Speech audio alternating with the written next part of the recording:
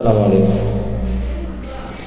আজকে বিষয় হচ্ছে কাফির সম্পর্কে। কাফির হচ্ছে অস্বীকার করা, মানে কুফরি করা। যারা অস্বীকার করে তাদেরকে আমরা কুফর করি বা কাফির করি। এই কাফির হচ্ছে 6 প্রকার। কুফরে জুহুদ, কুফরে ইনকার, কুফরে শক, কুফরে নিফাক, কুফরে ইস্তেকবার, কুফরে ইরাদা। কুফরে জুহুদ হচ্ছে নিজের স্বার্থের জন্য যারা অস্বীকার করে তাদেরকে কুফরে জুহুদ বলে।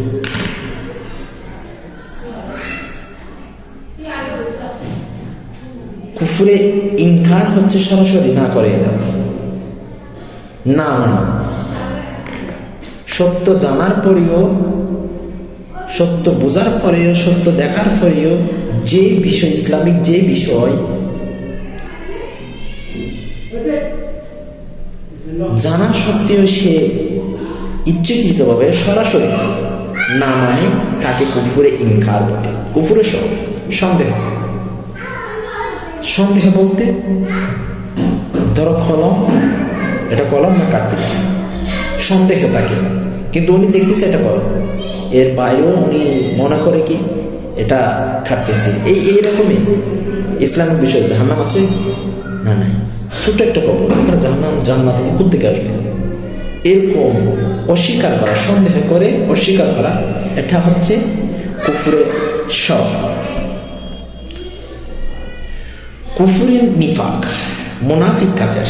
মুনাফিকের কাফের আছে, মুনাফিক কাফের আছে, বাইরে ঠিক ভিতরে খালি।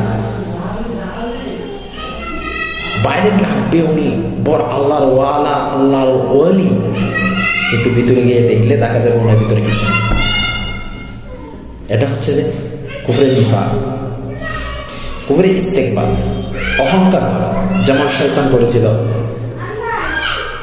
কুফরে ইস্তেকবার শয়তান করেছিল, অহংকার করা।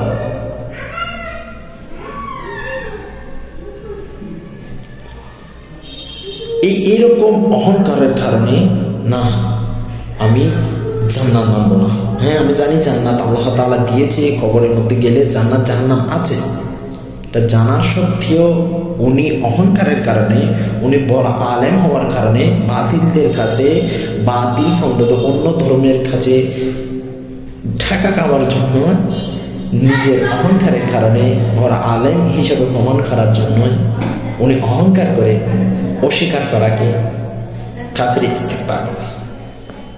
কাফিরে ইরাদ বিমুখ, কাফিরে ইরাদ বিমুখ কাফের, মুখ ফিরিয়ে না। কোন ইসলামিক বিষয় হচ্ছে ওই বিষয় ওনার দিকে জানা দরকার, ওখান থেকে ফিরিয়ে আসা, এটাও কি, এটাই হচ্ছে কাফিরে ইরাদ। আজকে আমরা যে 6 বিষয়ের উপর কাফের 6 বিষয় সম্পর্কে, 6টা বিষয়ের কাফের সম্পর্কে জানছি, এগুলা মনে রাখার চেষ্টা করব, যেন ভবিষ্যতে এই বিষয়গুলো থেকে নিজেকে সুরক্ষা রাখতে পারি। কারণ কাফেররা তো জাহান্নামে জ্বলবে, রাতে এমনি তো স্বীকার করে না, অস্বীকার করতে থাকে। সে কোনোদিন স্বীকার করে না, স্বীকার করবেও না। তো আমরা বাঁচার চেষ্টা করব। আজকে এতটুকু, অন্যদিন যদি অন্য বিষয়ের উপর বলি আরো সুন্দরভাবে বলার চেষ্টা করব। আসসালামু আলাইকুম ওয়া রাহমাতুল্লাহি তাআলা ওয়া বারাকাতুহু।